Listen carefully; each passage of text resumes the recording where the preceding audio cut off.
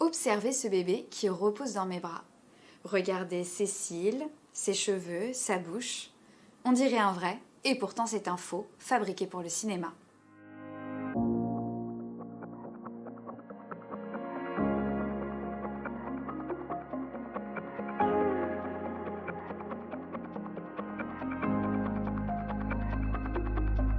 C'est ici, chez Ciné Bébé, que des équipes réalisent à la main des faux bébés hyper réalistes destinés au plateau de tournage.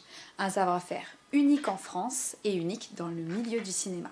Donc là, Justine, on est dans l'espace de stockage. Il y a 50 bébés dans ces caisses. Est-ce qu'on peut voir un petit peu certains modèles? Oui, bien sûr. On va commencer par les plus petits. Oui. On va commencer par les tailles naissance. Je vois Lydia. Ouais. Alors Lydia, c'est un peu une de nos petites stars. Elle a fait quasiment une vingtaine de films et de séries. Hop, voilà la petite Lydia. Hop là.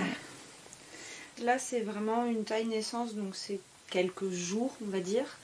Et en effet, la loi française, alors c'est vraiment spécifique à la France, autorise le travail des bébés à partir de 3 mois, donc présent sur les tournages à partir de 3 mois uniquement. Donc cette taille-là, par exemple, c'est pas possible en tournage.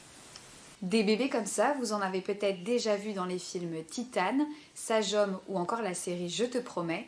Alors aujourd'hui, on va découvrir ensemble comment ces doublures hyper réalistes viennent au monde. Alors, donc là, Julie, première étape dans l'atelier, c'est celui de la sculpture. Oui, on commence par sculpter un bébé d'après des photos de plusieurs bébés. On sculpte le visage, les membres, les pieds, les mains, les bras. On fait les volumes et on fait aussi la texture de la peau. On va venir donner des petites ridules, des pores de peau qui font que l'aspect est hyper réaliste. Une fois que la sculpture est terminée, on doit faire un moule en résine. Et donc voilà, par exemple celui-ci qui est une tête. On vient mettre la résine autour de la sculpture et créer comme un gros moule à gâteau, mais c'est un moule à bébé. Et ce moule, donc ici en 2 parties, nous permet ensuite de mettre du silicone dedans, puisque nos bébés sont faits en silicone.